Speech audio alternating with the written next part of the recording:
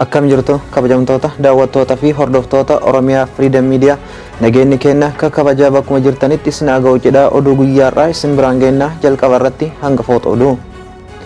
Lammiileen Itoophiyaa Saudi Arabiyaa mana hidhaa Al-Shumeysii keessatti yeroo dheeraaf hidhamanii jiran rakkoolee fayyaa hamaaf saaxilamneerra jechuun himani. Daandiin qilleensa Itoophiyaa bineensa bosonaa seeraan ala daddabarsa himannaa jedhu haale. Itoophiyaan qaala'insa jireenyaa to'achuuf maallaqa baankonni ol kaa'atan dachaan guddiste. Oduu biyya alaatiin Tarkii fi Kwaatar biyyoota jiraachuu Taalibaaniif wabii ta'an jedhame. Oduu dubbisuun kan isin wajjin turu Anfaar Sultaanii amma oduu bal'ina. Lammiileen Itoophiyaa Saudi Arabiyaa mana hidhaa Al-Shumeysii keessatti yeroo dheeraaf hidhamanii jiran rakkoolee fayyaaf hamaa saaxilamneerra jechuun himani.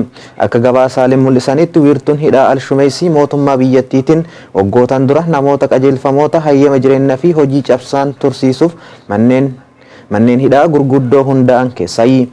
Bakka kana dabalatee manneen hidhaa biyyattii keessa jiran kanattis lammiileen Itoophiyaa kumaatamni lakkaa'aman yeroo dheeraaf dararaan irra gahaa himatu. Namoonni mana hidhaa kana keessa jiran irra hedduun bilbila harkaa kan hin qabne yoo ta'u, dargaggoota achi jiran keessaa kanneen bilbila dho'isaan galchan yookaan bilbiluuf carraa argatan irraa odeeffanneera. The Guardian waa'ee mana hidhaa kana gabaasa bara darbe keessa baaseen wayitaachi gahan bilbilli ismaartii godaantota kanarraa ni guurama. Maali jennaan haala jireenya isaanii akka hin waraabne gochuu fi lammiileen kunniin dhimmoota garagaraan dararamaan jiraachuun dubbatuunis wayita amma odeeffannetti rakkoon fayyaa akka isaan qunname kaasu. Mana tokko keessallee namoonni 250 ol kan ta'an rukkatamanii hidhanii jiraatu himu. Mootummaan Itoophiyaa dhimma kanarratti yeroo garaagaraa ibsa kenneen rakkoo kana furuuf akka hojjetuu fi lammiileen hedduunis gara biyyaatti galchaa akka jiru dubbata. Namoota baay'eetu dhukkubsate kan jedhu dargaggoo Fu'aad haala achi keessa jiru wayita dubbatu namoonni baay'ee dhukkubsataa turani. Bakki kun baay'ee qorraa kanaanis namoonni nu qufaan namni dura qufaadhaan qabame booda hin akkisiisa garaa teessisa jedha dargaggoon kun. Akka dargaggoon kun jedhutti boodarra namoota haala akkasiin isaan dhukkubu eegdonni poolisiitti himuun akka yaalchisan gaafatanis kanneen ergaa kana fudhatanii himan ni tumanii ol deebisan jechuun dargaggoon Fu'aad dubbateera. Kanneen dhukkubsatanis yaalii fayyaa argataa akka hin jirre kaasu Fu'aadi. Nama baay'ee dhukkubsatee gaafa argan gadi baasanii aduu keessa ciibsanii eeganii ol galchu. Dargaggoon biraa Muhammad akka jirutti rakkoo isaa mudataa jiru kanneen qofa akka hin taane kaasa. Rakkoo kanneen hedduudha keessattuu namoonni dhukkubsate rakkoo hedduu arga. Namni keessa fayyaalessi waa dubbate gadi baasanii ni tumu. Rakkoon guddaan kan biraa nyaata nutti hin fidanii wanti afannuu fi wanti uffannu hin jiru. Manni akka malee qorraa simminto irra ciisna jedha. Kanneen biyyaa godaananii dararaa hedduu booda biyyoota baha giddu galeessaa gahan gara biyyaatti deebi'uu akka barbaadan miidiyaalee garaagaraa fi yeroo adda addaatti himaa kan jiran yommuu ta'u, Itoophiyaa keessa namoonni ammallee gara biyyoota kanaatti godaanuuf qophii wayita taasisan hin mul'ata. Lammiileen Itoophiyaa to'annoo mootummaa Saudi Arabiyaa jala jiran dhiittaa mirgoota namoomaa dhukkubsattuu akkasumas du'aaf saaxilamaa turuun dhaabbileen gargaarsa namoomaa dabalatee qaamoleen garaagaraa yaaddoo qaban ibsaa turani. Qoonsilaan Itoophiyaa biyya Saudii magaalaa Jiddaatti argamus ji'ootan dura lammiileen Itoophiyaa to'annoo qaamolee nageenyaa Saudi Arabiyaa jala jiran hanqinni nyaataa fi bishaanii akkasumas meeshaaleen qulqullinaa mudatu himee ture. Hangi namoota mana hidhaa Al-Shumeysii keessa jiranis beekamu baatus dhaabbanni Global Detention Project jedhamu marsariitii gubbatti akka ibsee namoonni 32,000 ol tahan keessummeessuuf ijaaramu ni himama. Daandiin qilleensa Itoophiyaa bineensota bosonaa seeraan ala daddabarsaa himannaa jedhu haale. Daandiin qilleensa Itoophiyaa bineensota lubbuun jiran seera sadarkaa addunyaatti Afrikaatti akkasumas biyya keessaa kabajamuuf of eeggannoodhaan kan imalchiisu ta'uu hime. Daandiin qilleensaa kun bineensota daldalaaf oolan osoo isaan lubbuun jiranii fi biyyoota lixa Afrikaa irraa gara iddoowwan garaagaraatti imalchiisaa jiraachuu qorannoon tokko erga mul'isee booda kana ibse. Jaarmiyaan eegumsaa bineensota irratti hojjetu World Animal Protection jedhamu qorannoo isaa keessatti daandiin qilleensaa kun gocha isaa kanarraa akka of qasatuu fi bineensotaaf eegumsa barbaachisaa akka godhu gaafateera. Daandiin qilleensaa Itoophiyaa gama isaatiin akka miseensa geejjiba qilleensarraa idil addunyaatti bineensota lubbuun jiran kan imalchiisu gama itti gaafatamummaa qabuu fi seera eegetiin jechuun himata irratti dhiyaate kuffise. Ka'umsi qorannoo kanaa daandii qilleensichaa bineensota bosonaa biyyoota lixaa giddugaleessaa fi Afrikaa keessaa fe'uun gara biyyoota garaagaraatti geesse daldala kan jedhudha. Akka qorannoo kanaatti daandii qilleensa Itoophiyaa bineensota hoosiftoota ta'anii fi kanneen garaan loo'an hedduminaan gara biyyoota garaagaraatti fe'e. Daandiin qilleensa Itoophiyaa bineensota hedduu biyyoota lixa Afrikaa keessaa fe'uun bu'aa daldalaa guddaa argateera kan jedhu World Animal Protection. Akkaataan bineensonni kunneen itti qabaman suukanneessoo ta'uusaa alatti karaa bineensota kanneen weerarri vaayirasii tatamsa'uu danda'a jedheera. Akka qorannoo kanaatti yeroo baay'ee bineensonni daandii qilleensa Itoophiyaa fe'aman keessaa kanneen akka lootuu, qocaa, bofaa fi adda durummaan eeramanidha. Bineensota fe'aman hedduun isaanii kan sanyiin isaanii badurraa ga'ee odeeffannoo waa'ee isaanii baay'inaan kan walitti hin qabnee fi kan lakkoofsi isaanii akkaan hir'atan jiranidha. Jaappaan, Kooriyaa Kibbaa, Taayilaand, Hong Kong, Oman, Maleeshiyaa, Jarman, Italii, UK biyyoonni daandii qilleensa Itoophiyaa bineensota kunneen itti fe'e keessatti hin argamu. Daandiin qilleensaa kun bineensota kunneen mana keessaaf, bashannanaaf, dawaa aadaa irraa oomishuu fi faashinii fi dhimma itti ba'uuf kan barbaadaman daldalaaf itti fayyadamurraa akka of qusatu World Animal Protection gaafateera.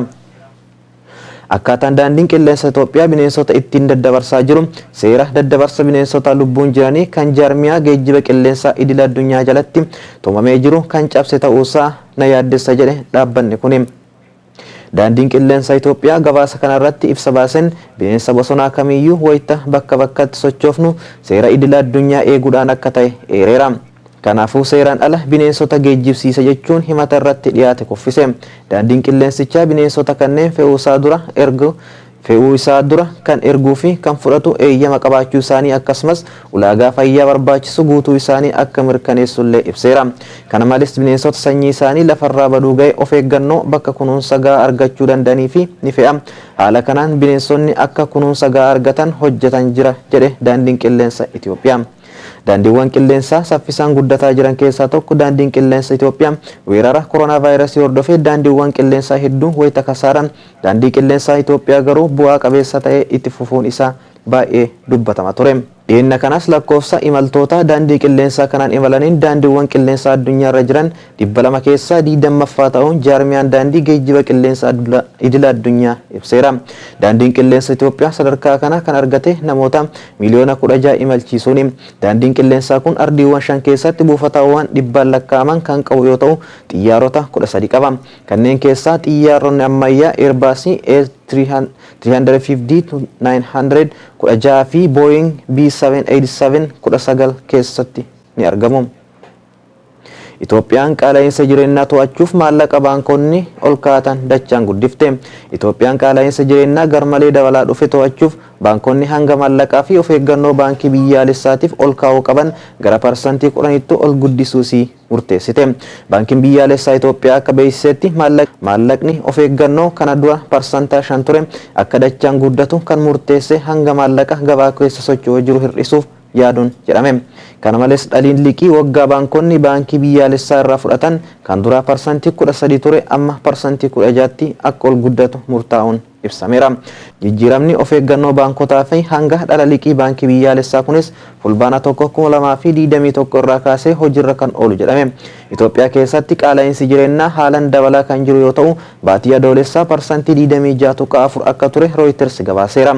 Qaala'insi waggoota parsantii 20 ture dhiheenya keessatti daballee olaanaa agarsiisaa waan jiruuf mootummaanis haala to'achuuf sochii fooyya'insa fi imaammatawwan adda addaa baasaa jiraachuun dhagahame. Dhiyeenya kanas baankiin biyyaalessaa qabeenya akka gamoo jiran qabsiisuun baankonni liqii kennan yeroodhaaf akka dhaabaniif kan dhorgu qajeelfama tokko baasuunsaa ni yaadatama. Akkasumas baankiin biyyaalessaa adeemsa baankonni sharafa alarraa fayyadaman irratti jijjiirama taasise. Haaluma jijjiiramaa kanaanis baankonni sharafa alaa karaa daldala alaa hawaalaa namoota dhuunfaa fi dhaabbilee miti mootummaa irraa argatan keessaa parsantii 50 baankii biyyaalessaa Itoophiyaaf galii taasisuu qabu jedhame. Kanaan dura garuu baankonni galii investimentii alaa kallattii herreega diiyaaspooraa fi maddeen gara biraa irraa argatan keessaa parsantaa 30 qofa baankii biyyaalessaatiif galii akka taasisan gaafatamu ture. Baankotaan alattis haga sharafa alaa maamiltoota qabatamu irratti jijjiiramni taasifameera. Maamiltoonni baankotaaf sharafa alaa argamsiisan herreegni sharafa alaa isaanii dangaa malee hanga qabaachuu danda'u akkasumas parsantii 31.5 irraa gara parsantii 40 ol guddate. Dhaabbileen maallaqaa fi maamiltoonni isaanii walitti dhufeenya qabaachuu qaban ilaalchisuun baankiin biyyaalessaa Itoophiyaa qajeelfama baaseera. Biyyattiin waraqaa wal fakkaataa biyyaalessaa hojjetaa jirtu haga kennamutti dhaabbileen maallaqaa maamiltoota isaaniif lakkoofsa maamilaa adda ta'e kennuu qabu jedhame. Maamiltoonni yookaan dhaabbileen waliin akkaawuntii tokko ol qabaatan lakkoofsa adda maamiltummaa kun hojiirra ni oolfama. Maamiltoonni tajaajila baankii kamuu wayita fayyadamanii fi fakkeenyaaf wayita maallaqa baasan wayita ol ka'an ta'e wayita herreega sochoosanitti baankonni guca wal fakkaataa fayyadamuu qabaatu. Hojimaata kanaanis baankonni ta'an dhaabbileen maallaqa biyyattii keessatti argaman kamuu guca tajaajila baankii kamiifuu itti fayyadaman kan wal fakkaatu akka ta'u qajeelfamichi kaa'eera. Kanaan wal qabatee maamiltoonni ragaa sirrii hin taane yookaan shakkisiisaa ta'e yoo kennan qajeelfama kana kabanya yoo ta'e dhaabbileen maallaqaa tajaajila dhorgachuu ni danda'u. Kana malees baankonni odeeffannoo maamiltoota kanneenii baankii biyyaalessaa fi jiddugala nageenyaa odeeffannoo faayinaansiitiif dabarsuu akka qaban kaa'ame. Dhaabbileen maallaqaa yookaan baankonni qajeelfamoota kanneen haalan hojiirra akka oolchuuf caasaan haarawaa seenaa maamiltoota isaanii hordofuu ijaaruu qabaatu. Akkasumas haala hojimaata teknoolojii ammayyaa diriirsuu qabu jedhame. Baankiin biyyaalessaa Itoophiyaa kanaan alatti baankii misooma Itoophiyaa baankiiwwan inshuraansiiwwan dabalatee dhaabbileen wabii sooramaniif boondii gurguruu akka danda'u murtee dabarse. Haaluma kanaanis baankonni kuusaa liqii waggaa waliigala parsantii tokko boondii baankii misoomaa dhaabbileen inshuraansii ammoo galii qulqulluu waggaa isaanii keessaa parsantii 15 gadi hin taane boondii baankii misoomaa akka bitaniif murtaa'e. Tarkii fi Kwaatar biyyoota jiraachuu Taalibaaniif wabii ta'an jedhame. Lammiileen Afgaanistaan miliyoonaan lakkaa'aman ammoo fuuldurri isaanii maal ta'uu akka danda'u ifatti kan hin beekamne jireenya haaraatu isaan eeggata. Taalibaanis taanaan sirnichi bulchiinsa isaa guutumaa addunyaa irratti kan adda isa baasu ta'uu danda'a. Warri Taalibaan kun gara aangootti deebi'uu isaanii hordofee biyyoonni addunyaa dhiibbaa taasisuuf carraaqaa jiru. Adeemsa kana keessatti biyyoonni addunyaa Araba irraa ta'an araarsisoota fi qindeessota ta'uu gahee ijoo qabatanii dhiyaataniiru. Kunniinis Tarkii fi Kwaatari. Biyyoonni kunneen lamaan hariiroo Taalibaan waliin qaban dhiyeenya kana cimsatanii jiru. Ijji biyyoota lamaanii carraawwan jiranis ilaalaa jiru. Kunis morkii baha giddugaleessaa keessatti olaantummaa qabaachuuf jiru daran cimsuu danda'a. Turkii fi Kwaatar sochii islaamummaa naannawa sanitti dhiyoo ta'an Misrii, Saudi Arabiyaa, United Arab Emirates ammoo humnoota jiran waliin muddama keessa yeroo seenan ni mul'atu. Taalibaan gara aangootti deebi'uu falaasama siyaasaa bu'uuraa seera islaamummaatiin mootummaa fi uummata bulchuu deebisuu isaanii fiduudha. Kun yeroof kan kibba Eeshiyaa keessatti jirudha jedhame. Baroota 1990 yeroo Taalibaan aangoorra ture keessa isaan waliin hariiroo idilee kan qabaachaa turan biyyoonni sadi qofa. Isaanis Paakistaan, Saudi Arabiyaa fi United Arab Emirates. Erga leellaan fulbaana 11 Ameerikaa irratti raawwatamee booda Saudi Arabiyaa fi United Arab Emirates hariiroo idilee Taalibaan waliin qaban hunda addaan kutan. Haa ta'u malee namoota dhuunfaa Saudi irraa deeggarsi maallaqaa dhoksaan taasifamu waggootaaf itti fufuun gabaafameera. Aangoonni Saudi deeggarsi maallaqaa idila addunyaa Taalibaaniif taasifamu hin jiru jechuun haalanii kan turan yoo ta'u deeggarsa maallaqaa dhaqqabsiisuuf tarkaanfiiwwan ciccimoo turan jedhan. Loltoonni Ameerikaa Afgaanistaan keessatti argamuu isaanii lammiileen Ameerikaa biratti jaallatamuu dhabuun isaa yeroo dabalu biyyoota hojii dippiloomaasii hojjechuuf barbaadaniif kan baname. Bulchiinsi Pireezidaantii Obaamaa waraana sana dhaabuuf carraaquu isaa hordofee Kwaatar bara 2011 irraa kaastee marii nagaa buusuu irratti geggeessitoota Taalibaan keessummeessiteerti. Adeemsichi ammoo falmisiisaa ture. Magaalaa Dohaa miidhagduu qarqaratti alaabaan Taalibaan fannifamee argamuunsaa namoota hedduu dheekkamsiise. Biyyi Iraanii fi Saudi Arabiyaa gidduutti argamtu Kwaatar hawwii hojii dippiloomaasii hojjechuu bara dheeraa qabdu akka gabbiftuu isii gargaare. Afgaanistaan waliin hariiroo seenaa qabeessa fi gosa wal keessoo kan qabdu Turkiin akka miseensa naatoo tokkotti jila loltoota hin taane garasitti bobbaasuun biyyattii keessa tursiiftee jirti. Akka ibsa xiinxaltootatti carraan kun milishoota Taalibaan waliin hidhata qaban waliin hariiroo basaastummaa cimaa akka qabaattu Tarkii gargaareera jedhu. Roobii buufanni xiyyaaraa Kaabul muddama keessa yeroo turetti Tarkiin aangawoota Taalibaan waliin sa'aatii 3 marii taasisaniiru. Marii taasisanii turan keessaa tokko adeemsa hojii buufata xiyyaaraa loltoonni Tarkii waggoota 6 eegaa turan kan ilaallatu ture. Weerarri Afgaanistaan akka xumuramuuf loltoonni Tarkii humnoota alaa biroo waliin akka ba'aniif Taalibaan cimsee gaafatee ture. Torbaan darbe garuu marii Tarkii fi Taalibaan kanatu qaama ajandaa bal'aa ta'ee ture jedhu xiinxaltoonni. Pirezidaantiin Filiip Xayyib Erdogan ergaawwan geggeessitoota Taalibaan irraa ergameef bifa of eeggannootiin abdii ifaa akka qabaatu ilaalla jechuun ibsaniiru. Qeequmsa hariiroo garee kanaa waliin qabaachuun isaanirraa dhiyaate yeroo gaafatamanis eenyu waliin akka mari'atan eenyurraayyuu hayyama hin barbaannu jedhani. Kaabuliin erga to'atee kaasee biyyoonni hedduu keessumaa karaa Kwaatar Taalibaan waliin hariiroo itti fufuu yaalaniiru. Bara 2017 Saudi Arabia, United Arab Emirates, Misrii fi Bahrain Iraan waliin baay'ee walitti dhiyaachuu Kwaatar eeruun karaa buufata TV to'annoo mootummaa jala jiru Al Jazeera tasgabbii dhabuu bal'iseeti jechuun hariiroo isii waliin qaban addaan kutanii ture. Boodarra garuu hariiroo addaan citee ture deebi'eera. Gara fuula duraatti Chaayinaa fi Raashiyaanis hariiroo Taalibaan kana keessatti ni dorgomu. Dubbii warri Taalibaan gara aangootti deebi'uu kaasee reefuu jalqabaa jira. Lammiileen Afgaanistaan miiliyoonaan lakkaa'aman egereen isaanii maal akka ta'u tilmaamuun rakkisaa ta'a jechuun Reuters gabaaseera. Kabajamtoota daawwattoota keenyaa oduun guyyaa kanaaf qaban isaan kana turanii waan nu daawwattaniif galatooma.